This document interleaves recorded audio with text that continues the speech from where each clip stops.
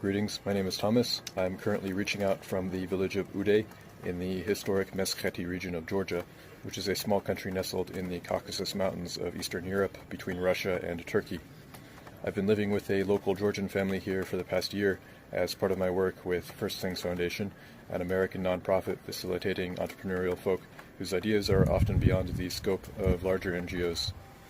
Our latest project I'm looking forward to sharing is with a uniquely motivated woman named Irma, who is the daughter of the Merabishvilis, a surname you may recognize from our current poultry farm project.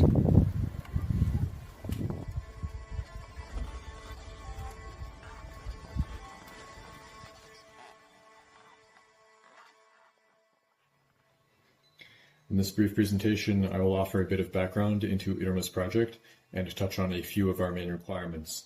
Then, if you are interested, I would strongly encourage you to go ahead and listen to Irma's interview in the second part of this video. Currently in Georgia, many people are leaving the villages and rural communities of their birth, the younger generations in particular, incentivized by certain socioeconomic prospects, as well as the idea that choosing to lead a more traditional lifestyle is a de facto mark of social failure. As a result, these rural communities, which historically have preserved the vitality of Georgia's unique culture, are now shrinking, aging, and dying, as well as experiencing other more or less direct assaults on their existence. After leaving Uday village to live and work in Akhal-Sikhe, the region's administrative capital, Irma and her family realized what was happening and decided against their own financial interests to return to their community, where they began recording and archiving the wisdom of over 100 elders. Since then, Irma has leveraged her position in the municipal government, as well as her regional reputation as an artist and writer, to help revitalize the Georgian folk tradition. Irma foresees a time when the economic tides will once more draw many of her fellow country folk to an older, more perennial way of life, and to ready the docks, so to speak, Irma and her family, the Akhlamishvilis, are constructing a building on arable land in the upper village where locals will be able to share meals, music, and knowledge, and from where Irma and those who share her vision will be able to inspire families to invest back into their community.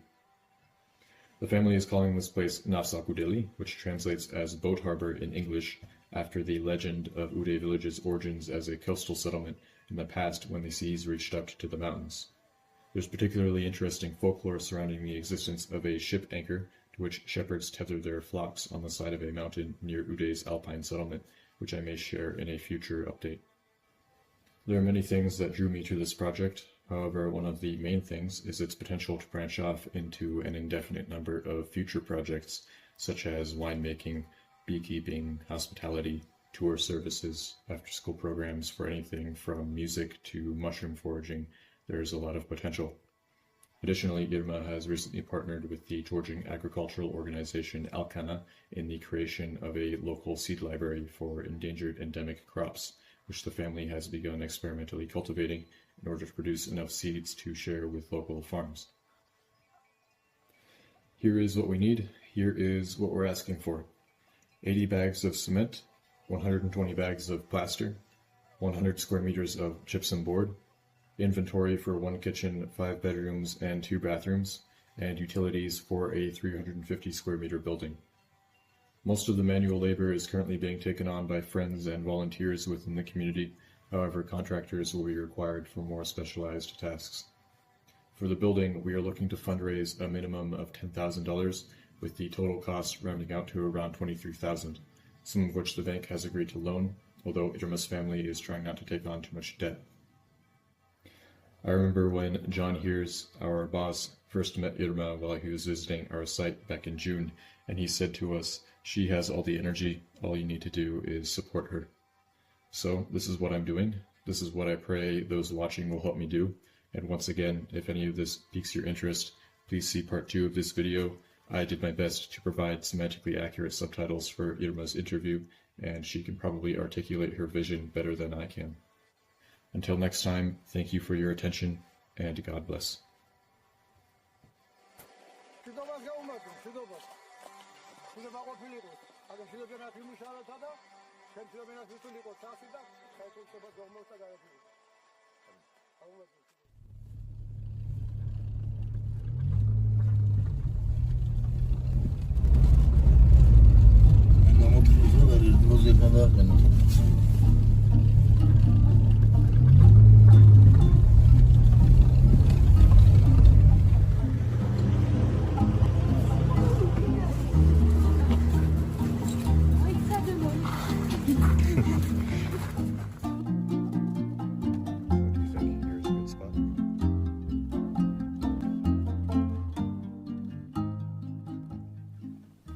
ეს არის შენი სახლი.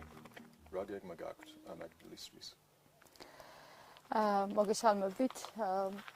ძალიან ბევრი გეგმა გვაქვს, ვინაიდან ჩვენ ვიმყოფებით სოფელ უდეში, ძველი კულტურის ადგილას, ასე რომ ვთქვათ და ჩვენი მიზანი არის, რომ გამოვიკვლიოთ უკვე ასე ვთქვათ, გადაშენების პირას მყოფი კულტურა და ჩვენი წინაპრების მიერ დატოვებული ტრადიციები ჯერ გამოვიკვლიოთ, ჩვენთან დავნერგოთ და შემდგომ უკვე გავუზიაროთ საზოგადოებას და ჩვენ სოფლის მოსახლეობას, ჩვენი მხარის მოსახლეობას.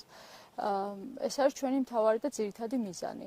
ამისთვის მე და ჩემი მეუღლე გია მივდივართ ხოლმე ოჯახებში, სადაც არიან უხუცესი ადამიანები და აქ ოჯახებში ვიკვლევთ, ასე ვთქვათ, უხუცესებისგან ამ ტრადიციებს. აქ არის სხვადასხვა ისტორიული ამბები, ფოლკლორი, ხელოვნების სხვადასხვა დარგები იშლება და შემდგომ უკვე ჩვენ სწავლობთ და გადავცემთ საზოგადოებას. გარკვეულ პერიოდში შემხვდა რთული დაავადება, ოჯახმა არ მომცა დანებების საშუალება, ჩვენ ერთად ვიბრძოლეთ, ასე ვთქვათ, თუმცა ჩემი გადარჩენის სანაცვლოდ დავკარგეთ ჩვენი მატერიალური ქონება და დავრჩით ღია ცის ქვეშ. შემდგომ უკვე გადავედით საცხოვრებლად ახალციხეში დავიწყეთ ცხოვრება ქალაქში და დავიწყოთ იქ მუშაობა. ქირით ჰქონდა სახლი და როდესაც ვაკვირდებოდი წლების განმავლობაში, ხომ სოფლები იცლება და ხალხი მიდის ქალაქში, ჩვენ ჰქონდა საზოგადოებაში დიდი ცნობადობა და გადავწყვიტეთ, რომ ჩვენი ცხოვრება ყოფილიყო თითოეული ნაბიჯი, რომელსაც მომავალში გადავდგამდით, ყოფილიყო ღირებული და გადავწყვიტეთ, რომ გვეჩვენებინა ხალხისთვის მაგალითი და დაუბრუნებულიყავით კვლავ ჩვენ სოფელში და იქ გაგვეგრძელებინა ცხოვრება. გარკვეული სულიერი დასაყრდენით სჭირდებოდა ამ ყველაფერს და შესაბამისად დავიწყე ასევე ბუნებრივი კომპონენტი არის ობობის ქსელით ხატვა და ხატების დაწერა. ობობის ქსელი არის გამჭვირვალე, სულს გავს, მასზე იყრება მტვერი და ეს რაღაცნაირად ადამიანს ასახავს თავიდან ბოლომდე და სულიერი განწყობა აქვს. შემდგომ დავიწყე უკვე ხატების წერა, ასევე ჩვენ სოფელში შექმნენი საეკლესიო გაზეთი ბუზმართის ზარები, სადაც იბეჭდება საეკლესიო ამბები და მასალები და დავიწყეთ, ასე ვთქვათ, მოძებნა ადგილის, სადაც ჩვენ დავფუძნდებოდით და სადაც ჩვენ დავიწყებდით ცხოვრებას და აი ეს ადგილი, ეს სახლი ვნახეთ, რომელიც არის არაჩვეულებრივ ადგილას, აქვს ძალიან კარგი ხედი, არის ალპური ზონა და არის სამკურნალო ჰაერი და შესაბამისად ეს იყო უკვე სიტუაცია იმისთვის, რომ ჩვენ ამ ადგილზე შეგვექმნა და გამგვეხორციელებინა ჩვენი იდეა. ეს არის მნიშვნელოვანი ადგილი ჩვენთვის, იმიტომ რომ უდე არის ისტორიული სოფელი, აქ 3000 წლის წინ ფიქსირდება ადამიანის კვალი და აქვს ძალიან მდიდარი ეთნოკულტურა და მნიშვნელოვანი იყო, რომ სწორედ ამ ადგილას იქ, სადაც ჩვენ დავიბადეთ და ჩვენი წინაპრები იყვნენ, აქ არის ჩვენი აზნაურული გვარი ხურციძეები, ყავს წმინდანი წინაპრად ანთიმოზივერიელი და შესაბამისად გვინდოდა, რომ ეს ყველაფერი სწორედ ჩვენ სოფელში, ჩვენ მშობლიურ სოფელში გაგვეკეთებინა. მაგრამ ეს ყოფილიყო ისეთ ადგილას, სადაც იქნებოდა ლამაზი და ასე ვთქვათ, მდიდარი ბუნება, რომელშიც ჩავიძირებოდით და ჩვენ ჩავიძირეთ კიდეც ამ ყველაფერში. დავიწყეთ ბიოლოგიური მეურნეობის მშენებლობა ჩვენს ეზოში. დაგვეხმარა ელკანა, რომელმაც მოგცა შესაძლებლობა, რომ ძველი ქართული ტრადიციული ჯიშები აღგვედგინა და ჩვენ გავაკეთეთ პატარ-პატარა, ასე ვთქვათ, ნაკვეთები იმისთვის, რომ ის ძველი ტრადიციული ჯიშებიდან გაგვემრავლებინა და მოგვეპოვებინა თესლი, რომელსაც შემდგომ უკვე ჩვენი სოფლის მოსახლეობას გავუზიარებთ და აღვადგენთ იმ ძველ ენდემურ ჯიშებს და შესაბამისად ჩვენც დავნერგავთ ჩვენს ბიოლოგიურ მეურნეობაში ბევრი სხვადასხვა ჯიშის წარმოებას.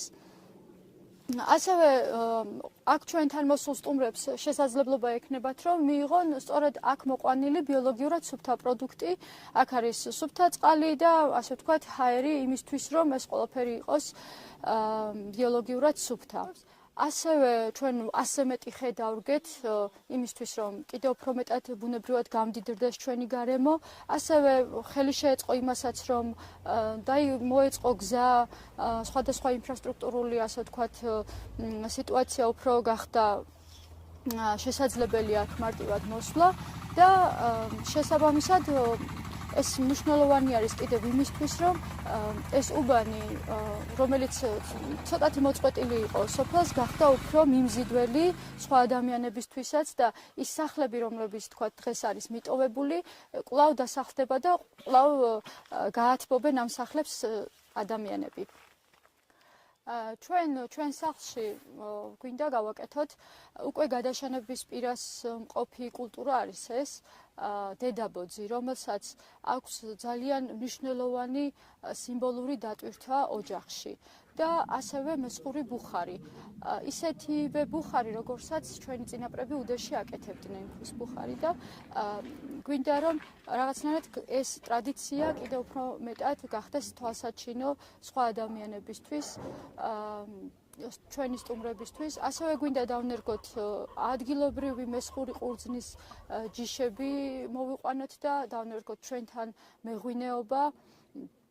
ძალიან მნიშვნელოვანი არის, რომ ჩვენთვის მნიშვნელოვანი არის, რომ ეს ყველა კულტურა, ასე ვთქვათ, ერთად შევკრათ, ერთად შევაგროვოთ და რაღაცნაირად ეს გავაკეთოთ როგორც გემი.